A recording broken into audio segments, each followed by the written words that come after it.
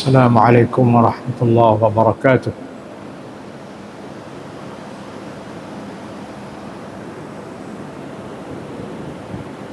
الحمد لله رب العالمين،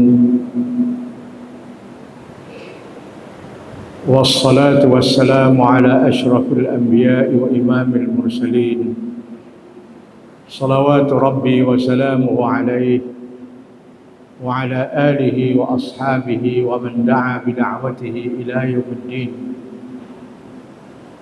وبعد، فإن أصدق الحديث كتاب الله، وخير الهدي هدي محمد صلى الله عليه وسلم، وشر الأمور محدثاتها، وكل محدثة بدعة، وكل بدعة ضلالة، وكل ضلالة في النار. وقال النبي صلى الله عليه وسلم: تركت فيكم أمرين ما إن تمسكتم بهما لن تضلوا بعدي أبدا، كتاب الله وسنتي. Berbahagia Tuan Imam Masjid yang dihormati tuan-tuan dan puan-puan jamaah yang dirahmati Allah sekalian.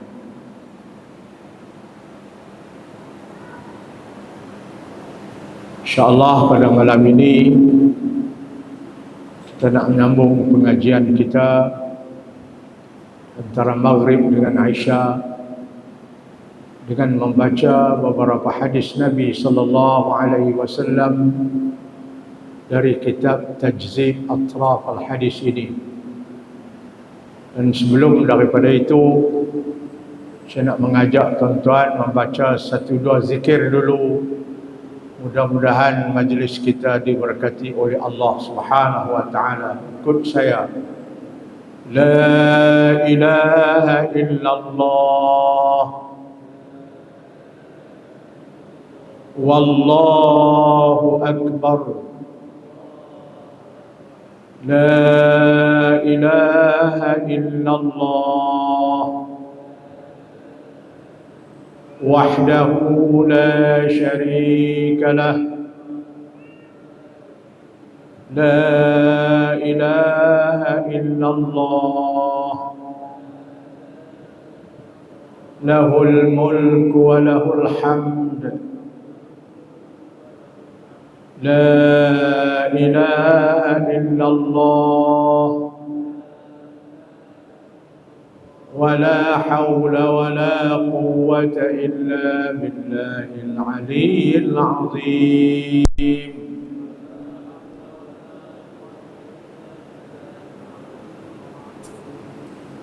Itu satu zikir yang Nabi sallallahu alaihi wasallam minta kita baca, dan Nabi kata barang siapa yang sakit, dalam sakit dia baca zikir ini, kemudian dia mati, lam tat'amhun nar, dia tidak akan disentuhi oleh api neraka. Zikir yang kedua, doa. Anta waliyyi fid dunya wal akhirah, tawaffani musliman وألحقني بالصالحين. أنت وليي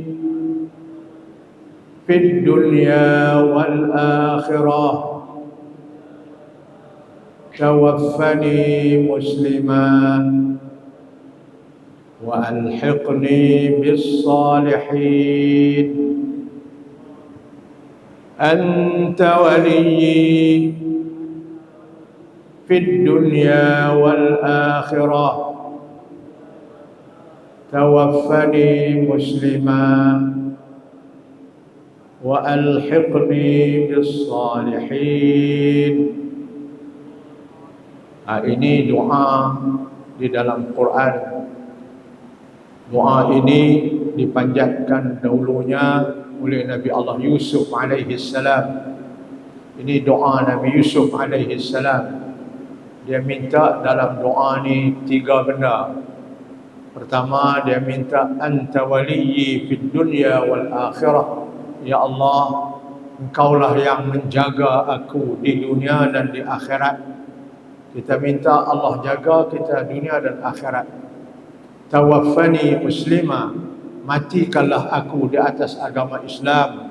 Wa alhiqni bis salihin, dan Engkau himpunkanlah aku bersama dengan orang-orang saleh di akhirat nanti. Ini doa Nabi Allah Yusuf alaihi salam. Oleh kerana doa ni sangat elok, minta Allah jaga kita dunia akhirat, minta Allah matikan di atas agama Islam, minta Allah himpun kita bersama dengan orang saleh.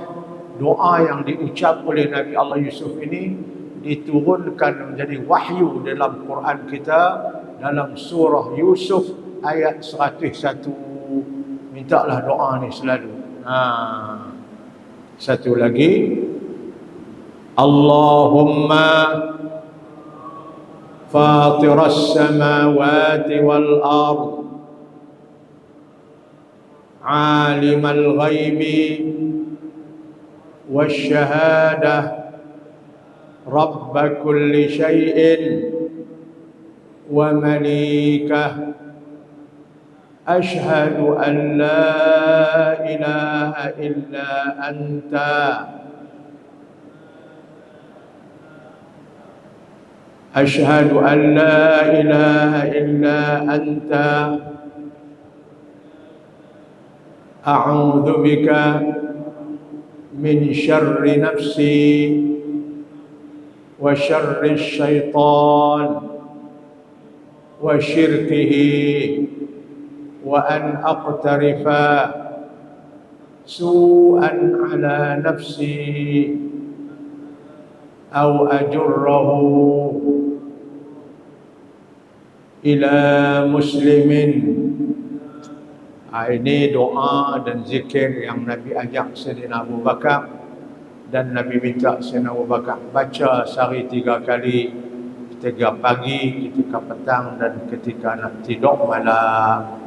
Kita baca dah ni zikir ni Abu Bakar ni. Saya ingat saya dah baca dah dulu, awal-awal dulu, insya-Allah.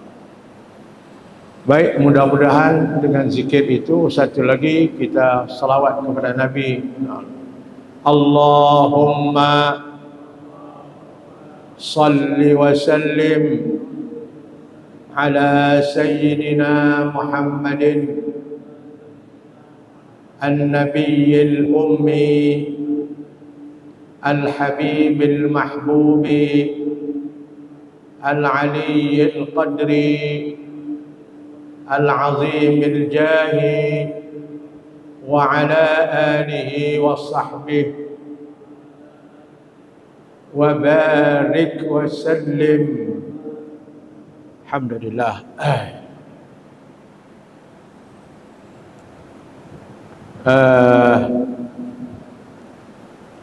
Kitab kita ni ikut tanda saya, tak tahulah betul tak betul, muka surat 47. Betul tak? Tak ada tanda lah. Tak apalah. Muka surat 47, hadis di atas tu. Mari kita baca.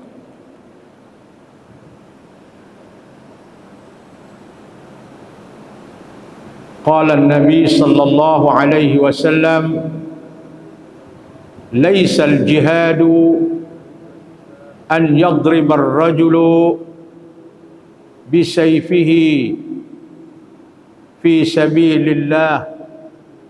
Surat 47 nah atas. Innamal jihadu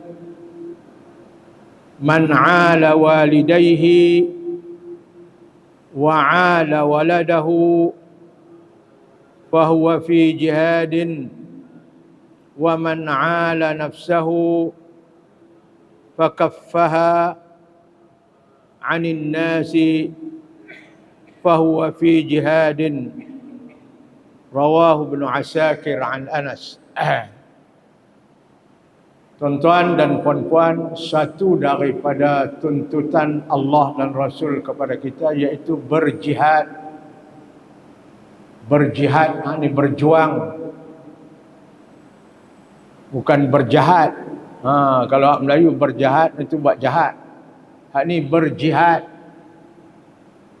Dalam hadis ni Nabi SAW nak menyatakan kat kita bahawa berjihad itu bukan semata-mata kita berperang dengan orang-orang kafir yang menentang Islam.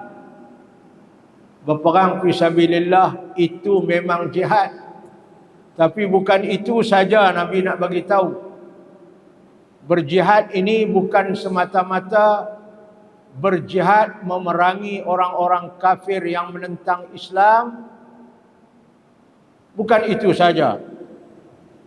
Malah jihad itu Nabi kata orang yang menjaga, orang yang menjaga dua ibu bapaknya. Orang yang menjaga dua ibu bapaknya dengan baik pun dikira jihad juga. Ibu bapa ni insan yang paling berjasa kepada kita. Apatah lagi ibu kita. Banyak jasanya. Dia mengandungkan kita, dia melahirkan kita. Ayah kita. Maka apabila kita menjaga mereka dengan baik, kita memelihara mereka dengan baik, maka itu juga Nabi kata jihad. Bukan jihad itu semata-mata berperang fisabilillah. Satu. Dua.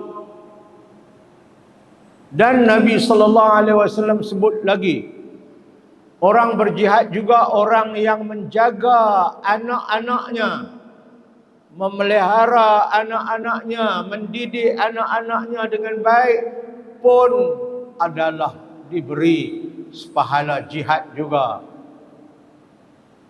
Dua. Dan ketiga, orang yang menjaga diri dia, tidak melakukan sebarang yang diharam dan dilarang oleh Allah, dan dia menjaga diri dia, dia tidak berminta-minta kepada manusia. Fakaffaha 'anil nas. Dia menjaga diri dia dan dia tidak meminta-minta kepada manusia. Maka orang ini juga dikira sebagai dia berjihad. Jadi dengan hadis ini kita dapat faham, berjihad bukan semata-mata berperang fisabilillah. Orang yang menjaga ayah dan ibu dia dengan baik, ini juga orang yang diberi pahala jihad. Orang yang menjaga anak-anak dan keluarganya dengan baik, mendidik mereka dengan baik, juga diberi pahala jihad. Orang yang menjaga dirinya dengan baik, tidak berminta-minta kepada manusia, maka dia juga diberi pahala jihad. Ini luasnya jihad yang diberi arti oleh Nabi SAW.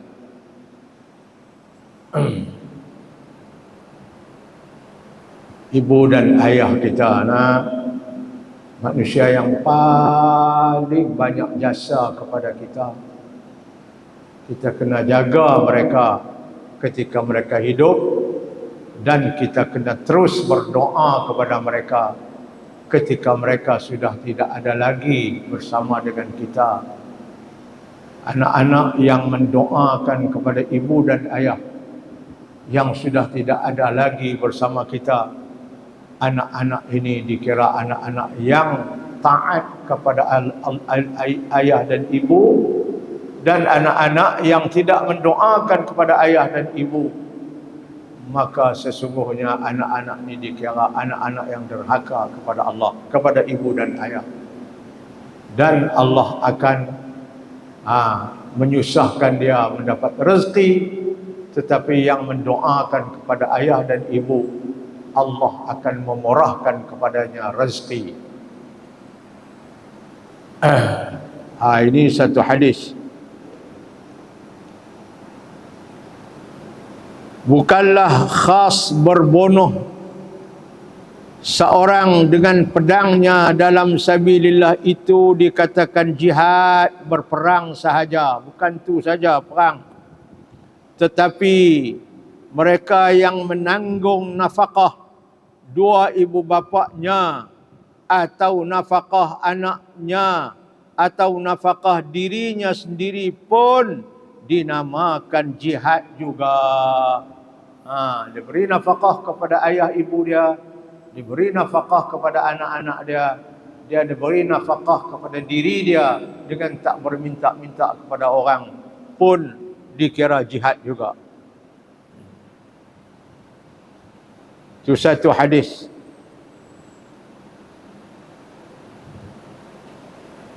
Laisal mu'minu alladhi yashba' wa jaruhu ja'i'un ila jambihi. Alladhi itu bukan billadhi. Laisal mu'min alladhi yashba' wa jaruhu ja'i'un ila jambihi. Nabi SAW nak menyatakan dengan hadis ni bahawa orang mukmin yang sebenar ialah orang mukmin yang prihatin kepada jirannya. Tetapi kalau dia tidak prihatin kepada jirannya, dia kenyang, kata Nabi. Bukan orang yang beriman sebenar-benar iman, orang yang kenyang sedangkan jirannya di tepi rumahnya itu lapar. Itu bukan orang mukmin sebenar. Orang mukmin yang sebenar, kalau dia kenyang, jiran dia pun kena kenyang, jangan lapar. Baru mukmin sebenar. Itu Nabi sebut. Itulah yang dituntut kepada kita oleh Islam, supaya kita memerhati serta menjaga jiran tetangga kita. Kalau seorang itu dia kenyang tetapi jiran sebelah rumahnya lapar, sebenarnya dia bukan orang mukmin yang sebenar, kata Nabi. Laisal mu'min, bukan orang mukmin yang sebenar-benar iman, alladhi yashba', yaitu orang yang kenyang, wajaruhu ja'i'un ila jambihi, sedangkan jirannya sedang lapar di samping rumah dia. Itu bukan orang mukmin sebenar.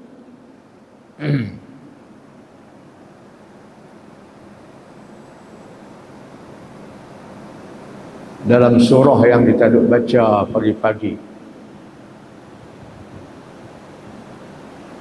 pagi Jumaat,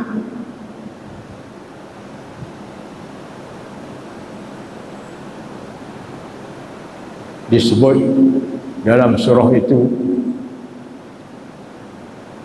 wa yut'imuna at-ta'ama 'ala hubbihi miskinan wa yatiman wa asira innama nut'imukum liwajhillah la nuridu minkum jazaa'an wala syukura.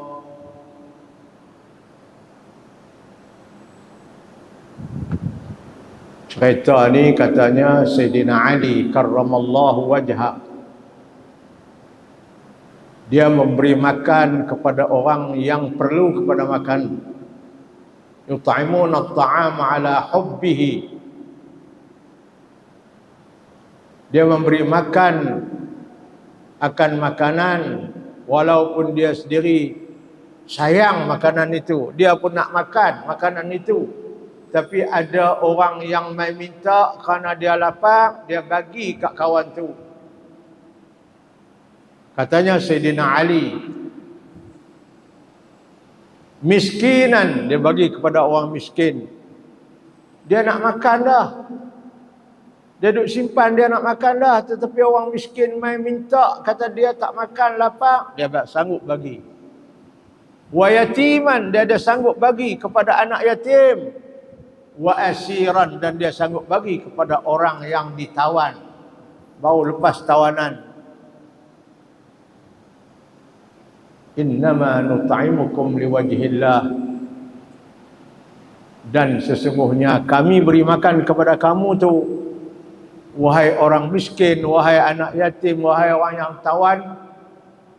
Innama nut'imukum liwajhillah, kami beri makan itu kerana Allah. La nuridu minkum jazaa'an wala syukura, kami tidak nak daripada kamu itu sebarang balasan, dan kami tidak nak kepada kamu itu sebarang terima kasih, tak payah. Kami bagi makan itu kerana kami makan kerana Allah. Allah puji ni insan lagu ni, katanya ayat ini turun kepada Sayyidina Ali karramallahu wajhah, wallahu a'lam. Jadi ini orang-orang yang dia tidak mementingkan diri dia sahaja, dia tidak mementingkan diri dia saja kenyang, tetapi jiran tetangganya lapar. Itu sebenarnya, kata Nabi, bukan orang yang beriman dengan sempurna iman, tapi orang yang beriman dengan sempurna iman, orang yang prihatin kepada jiran. Kalau dia kenyang, maka jiran juga harus kenyang, tidak boleh lapar. Seorang yang kenyang perutnya tetapi jirannya lapar, secukup-cukup lapar, orang itu, kata Nabi, bukanlah ia itu mukmin yang kamil, yang sempurna iman. Tidak.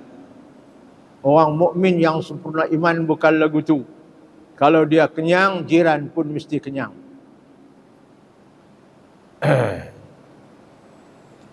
Itu Nabi nyatakan tentang orang beriman yang sebenar. Hadis terusnya, laisal miskin alladhi yatufu 'ala an-nasi tarudduhu al-luqmatu wal-luqmatani wat-tamratu wat-tamratani, walakinnal miskina alladhi la yajidu ghinan yughnihi wala yuftanu lahu fayatasaddaqu alaihi wala yaqumu fayas'alun nasa, rawahu syaikhan. Ini orang miskin yang sebenar. Mengikut kacamata Islam dan Nabi, orang miskin yang sebenar ni, kata Nabi, ialah orang miskin yang dia tidak ada memiliki kekayaan, tetapi dia tidak mengiklankan kemiskinan dia itu kepada manusia. Dia tak ada duit, tak kaya, tetapi dia rahsiakan kesusahan dia itu. Orang tak tahu, kata dia susah. Dan dia tidak berminta-minta kepada manusia. Tetapi kalau yang duk minta ke orang, orang bagi satu suap nasi, sebiji tamar, dia pun pergi. Orang bagi duit misalnya RM2, RM3, dia pun pergi. Itu bukan sebenar-benar miskin pada pandangan Islam. Orang miskin pada pandangan Nabi dan Islam ialah orang yang tidak ada kekayaan, tetapi dia tidak mengiklankan kemiskinan dia itu untuk orang bersedekah kat dia, dan dia tidak berjalan ke sana sini meminta-minta kepada manusia. Itu sebenarnya orang miskin yang diiktirafkan kemiskinannya itu oleh Allah dan Rasul. Tetapi Nabi kata, kalau miskin itu dia pergi minta, orang bagi sesuap makanan, 2 suap makanan, sebiji tamar, 2 biji tamar, dia pun pergi daripada situ, itu sebenarnya bukan miskin mengikut kacamata Islam.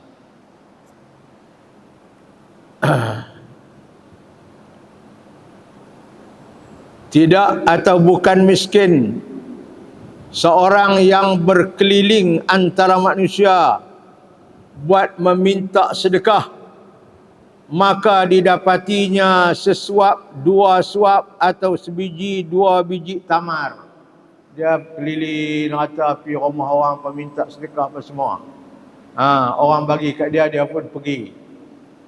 Itu sebenarnya bukan miskin di sisi pandangan Allah dan Rasul. Tetapi miskin yang secukup-cukup miskin itu siapa? Seorang yang tidak berhak sama sekali. Dia tak ada hak, tak ada harta dia sama sekali. Tak berhak ni mana tidak ada hartanya sama sekali. Dan tidak diketahui akan halnya supaya disedekahkan dia. Orang pun tak tahu kata dia miskin. Sebab dia tidak mendedahkan kemiskinan dia itu kepada orang. Dan tidak mahu ianya meminta-minta kepada orang. Kalau orang ada begitu dalam masyarakat kita, berilah bantuan kepada dia. Sebenarnya itulah orang miskin yang sebenarnya, yang dituntut oleh Allah dan Rasul supaya kita membantunya. Tetapi kalau hak minta sana, minta sini, minta sana sini, kadang-kadang dia dapat duit lebih banyak pada orang hak bagi kat dia tu. Orang ni tak diiktiraf oleh Allah dan Rasul sebagai orang miskin.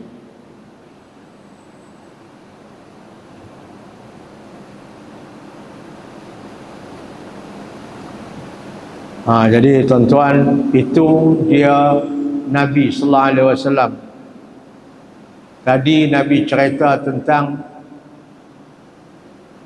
pengertian jihad, bukan semata-mata berjuang fi sabilillah, tapi berjihad itu ialah orang yang jaga ibu bapa dengan baik pun diberi pahala jihad. Orang yang menjaga anak-anak pun dengan diberi pahala jihad.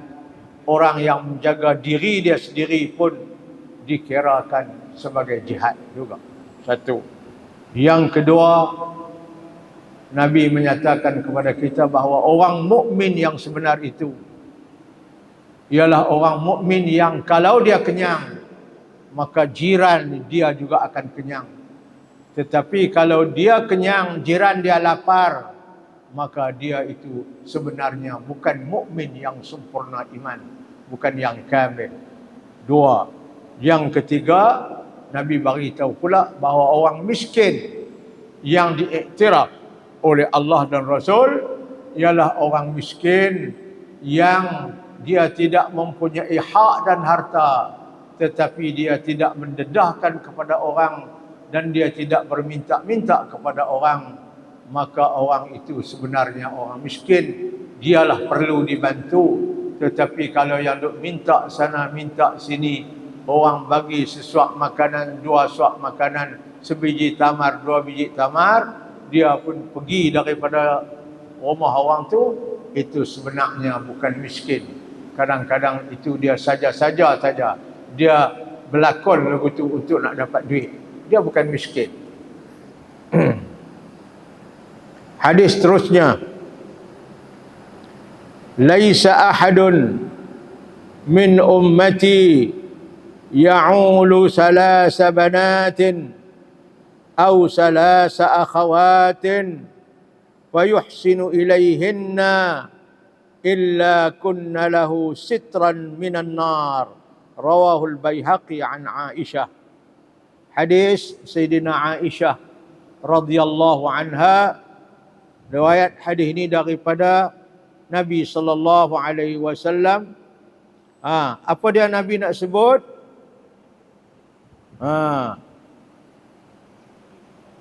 Orang yang menjaga, menanggung nafkah, mendidik 3 orang anak perempuan. Dia ada 3 orang anak perempuan. Dia didik anak perempuan ni, dia jaga makan minum anak perempuan ni, dia beri pendidikan yang baik kepada anak perempuan ni. Ataupun ada 3 adik-beradik dia yang perempuan, pak dia mati, tinggal adik-adik ada 3 orang perempuan, dia jaga elok adik-adik 3 orang perempuan tu. Kata Nabi, orang yang menjaga 3 orang anak perempuan dengan elok, beri nafkah, beri perbelanjaan dengan elok, ataupun dia menjaga 3 adik-adik perempuan dia dengan elok, maka Nabi kata, sebenarnya apa yang dia lakukan itu, dia menjaga anak-anak perempuan dia 3 orang dengan elok, jadi adik perempuan 3 elok, maka sikap dia ataupun jagaan dia itu akan menjadi dinding penghalang daripada api neraka di akhirat kelak. Mana dia dijauhkan oleh Allah daripada azab neraka. Sebab apa?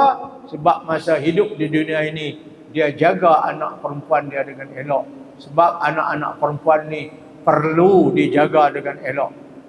Sebab orang perempuan ni mereka ini lemah. Adik-adik perempuan begitu juga, mereka ini lemah. Maka kita jaga dengan elok, beri didikan dengan elok, beri nafkah dengan elok, jaga dengan elok, maka jagaan kita itu menyebabkan kita di akhirat kelak dijauhkan, didindingkan, dihalangkan kita daripada api neraka. Allah.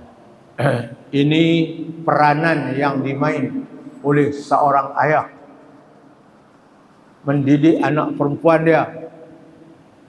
Peranan yang dimain oleh seorang abang mendidik adik-adik perempuannya dengan baik. 3 orang, bukan seorang. Seorang tak, seorang dapat pahala besar juga 2 orang. Tapi kalau 3, confirm dia akan dihalang daripada api neraka, insya-Allah.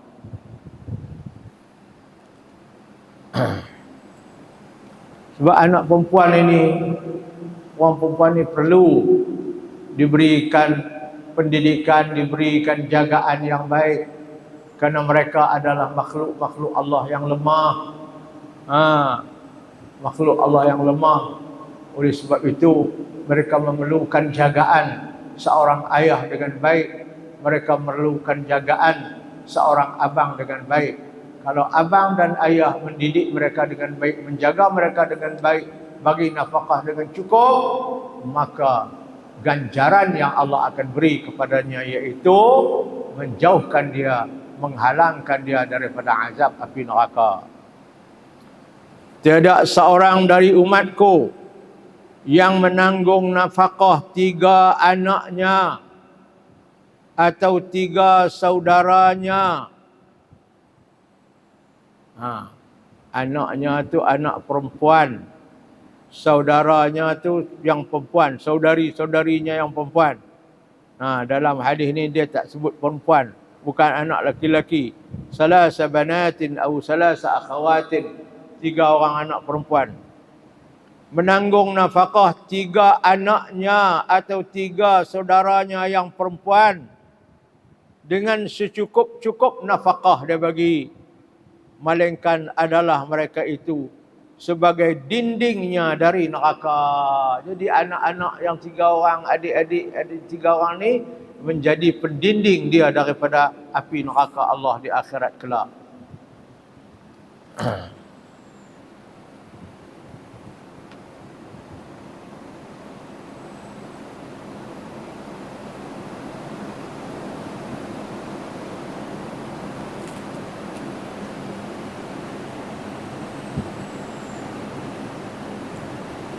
Laisa bihakimin man lam yu'ashir bil ma'rufi man la budda lahu min mu'asharatih hatta yaj'al Allah lahu min zalika makhrajan, rawahu al-Baihaqi. Ini satu lagi, orang yang hakim, yang bijak pada pandangan Allah dan Rasul. Siapa orang bijak? Orang yang bijak berilmu. Siapa? Orang yang bergaul dengan orang-orang yang perlu kepada pergaulannya yang baik. sehingga Allah Subhanahu wa taala jadikan kesusahan yang menimpa orang yang baik itu jalan untuk keluar. Maksudnya orang yang bijak, orang yang berilmu pada pandangan Rasulullah sallallahu alaihi wasallam ni, orang yang kita bergaul dengan orang yang berada dalam keadaan susah. Kita bergaul dengan baik, dengan membantu dia, sehingga Allah Subhanahu wa taala berikan kepada dia peluang, laluan untuk dia keluar daripada kesusahan itu. Itulah orang yang bijak, itulah orang yang berilmu. Tidak dikatakan orang yang berilmu dan bijak itu orang yang tidak bergaul dengan baik kepada orang-orang yang perlu kepada pergaulannya, sehingga Allah Subhanahu wa taala mengeluarkan dia, memberikan laluan keluar daripada kesusahan dia. Kalau orang lagu tu dia tak bergaul dengan orang yang perlu kepada pergaulan dia dengan baik, sehingga Allah boleh keluarkan dia daripada kesusahan dia, maka orang ni bukan orang bijak pada pandangan Rasulullah sallallahu alaihi wasallam. Orang yang bijak pada pandangan Nabi, orang yang hakim, yang berilmu pada pandangan Nabi, ialah orang yang bergaul dengan baik dengan orang-orang yang perlu pada pergaulan dia, sehingga Allah Subhanahu wa taala beri kepadanya laluan keluar daripada kesusahan yang menimpa dia. Itu orang bijak. Itu yang dikatakan orang bijak tu. Bukanlah alim beramal dengan ilmunya, itu makna hakim. Orang ni dia tak dikatakan alim yang beramal dengan ilmu. Siapa? Seorang yang tak berma'ruf. Berma'ruf ni bergaul dengan baik. Dengan pergaulannya, dia tak bergaul dengan baik dengan pergaulannya, yang mana tak dapat tidak ia dengan pergaulan dengannya. Dia tak dapat tidak, dia mesti bergaul dengan orang tu. Tiba-tiba dia tak bergaul dengan orang tu dengan baik. Orang ni bukan orang berilmu dan beramal dengan ilmu dia.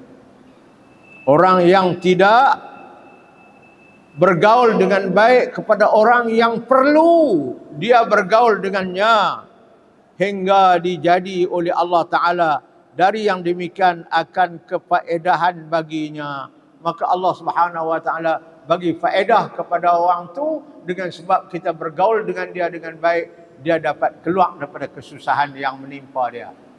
Ini baru dikata orang yang berilmu dan beramal dengan ilmu, yang disebut hakim.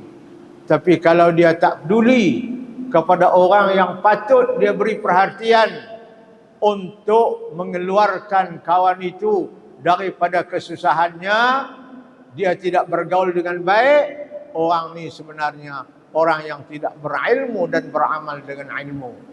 Orang yang berilmu dan beramal dengan ilmu, orang yang bergaul dengan baik dengan orang-orang yang perlu kepada pergaulannya, sehingga Allah mengeluarkan dia daripada kesusahan dia. Itu baru orang yang berilmu. Itu baru orang yang beramal dengan ilmu dia. Jadi tuan-tuan puan-puan, semua yang Nabi sebut ini garis-garis panduan akhlak-akhlak yang baik, akhlak-akhlak yang disebut oleh Nabi, innama bu'istu liutammima makarimal akhlak, aku diutuskan ke dunia ini untuk menyempurnakan akhlak perangai yang elok. Itulah sebab itu Nabi bagi kepada kita panduan.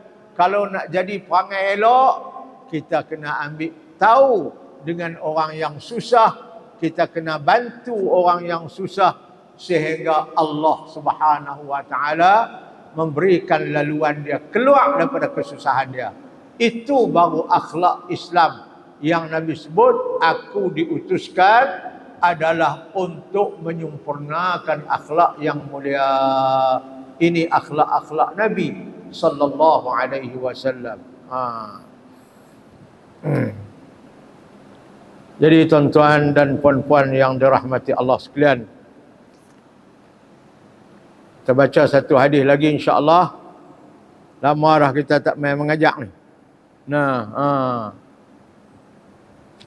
Laisa bi khairikum man taraka dunyahu li akhiratihi wala akhiratahu li dunyahu hatta yusiba minhuma jami'an fa inna ad-dunya balaghun ila al-akhirah wala takunu kallan 'ala an-nas.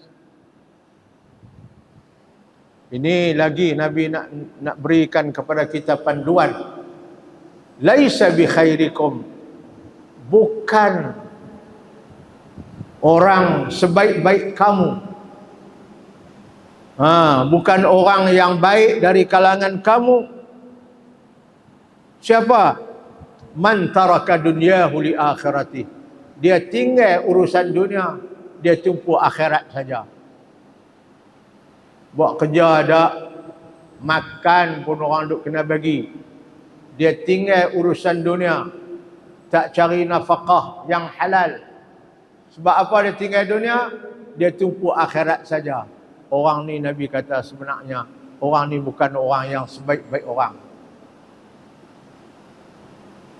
Hak sebaik-baik orang ni orang yang dunia pun dia buat, cari dunia, akhirat pun dia buat. Bukanlah sebaik-baik kamu itu orang yang tinggal dunianya untuk tumpu kepada akhirat, bukan baik. Wala akhiratahu lidunyahu, dan bukan juga orang baik dari kalangan kamu orang yang tinggal urusan akhiratnya kerana dia tumpu dunia saja. Kira menyaga aja, sampai semayang bang pun tak, mengaji pun tak, buat ibadat pun kurang. Tak baik. Tetapi yang baik kata Nabi, hatta yusiba minhuma jami'an.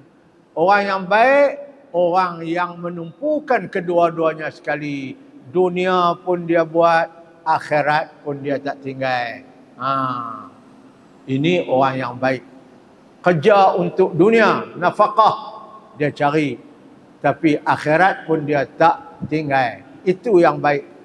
Tapi kalau tinggal dunia untuk akhirat, tinggal akhirat untuk dunia, dua-dua tak baik. Yang baik, yang dua-dua dia buat. Dunia pun dia cari, akhirat pun dia buat. Itu yang baik. Fa inna ad-dunya balaghun ila al-akhirah. Dan ingat bahawa dunia itu adalah hubungan ke akhirat. Kita nak senang akhirat, dunialah kena buat kerja. Di dunialah kena buat ibadat. Kerana dunia ini boleh menyampaikan kepada akhirat kita.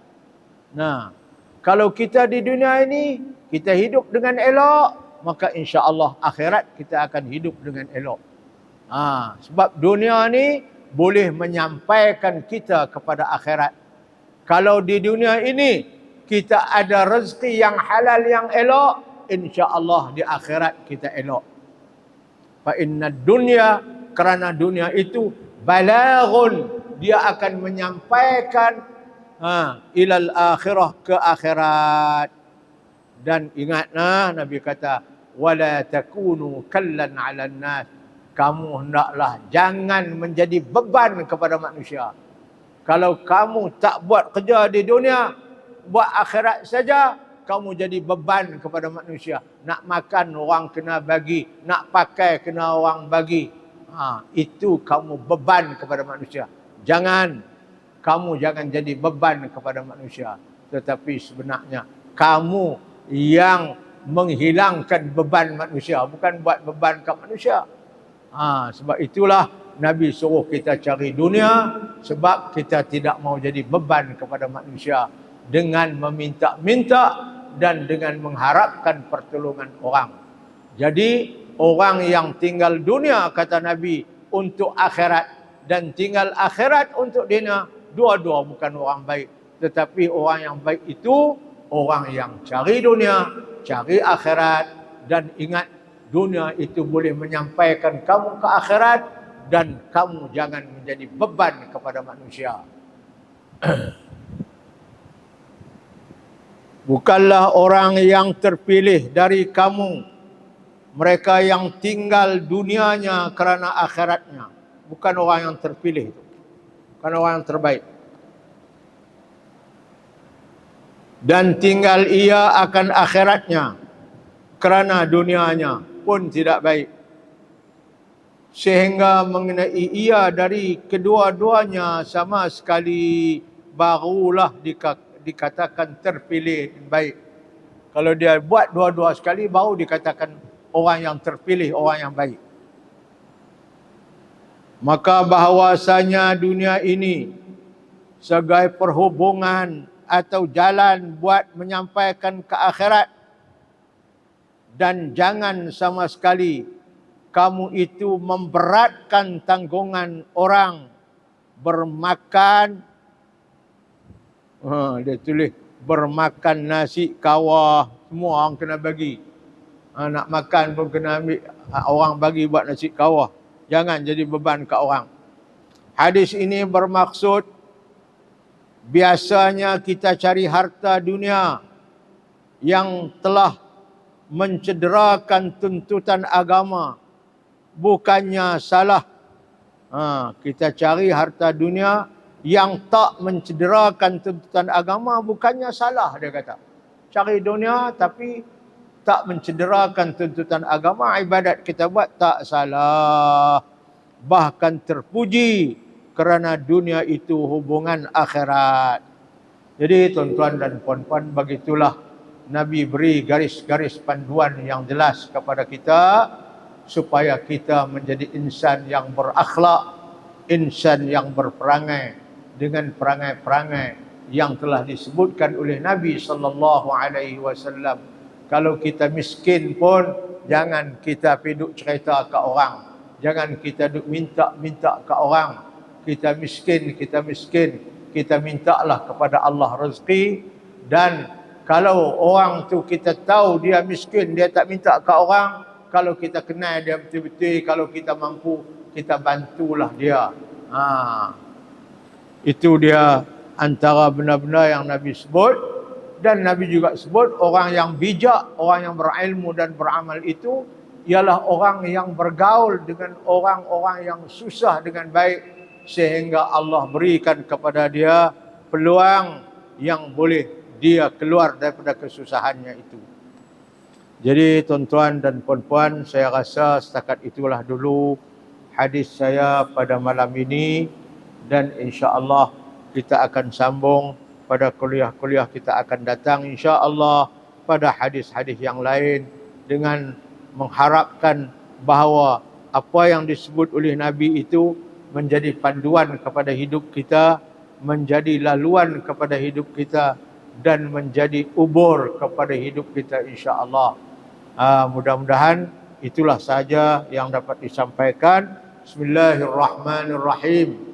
Allahumma anfa'na bima 'allamtana wa 'allimna ma yanfa'una warzuqna 'ilman yanfa'una wa zidna 'ilma. Alhamdulillah ala kulli halin wa fi kulli halin wa na'udzubika min hali ahli an-nar. Allahumma inna na'udzubika min 'ilmin la yanfa' wa min qalbin la yakhsha' wa min 'amalin la yurfa' wa min du'a'in la yusma'. Na'udzubika min ha'ula'il arba'. Wa sallallahu ala sayyidina Muhammad wa ala alihi wa sallallahu ala sayyidina Muhammad an-nabiy al-ummi al-habib al-mahbub al-ali al-qadr al-'azim al-jah wa ala alihi wa sahbihi wa baraka wa sallam. Walhamdulillahi rabbil alamin. Taqabbalallahu minkum. Sehingga kita bertemu lagi pada bulan hadapan. Aqulu qawli hadha. Wassalamu alaikum warahmatullahi wabarakatuh.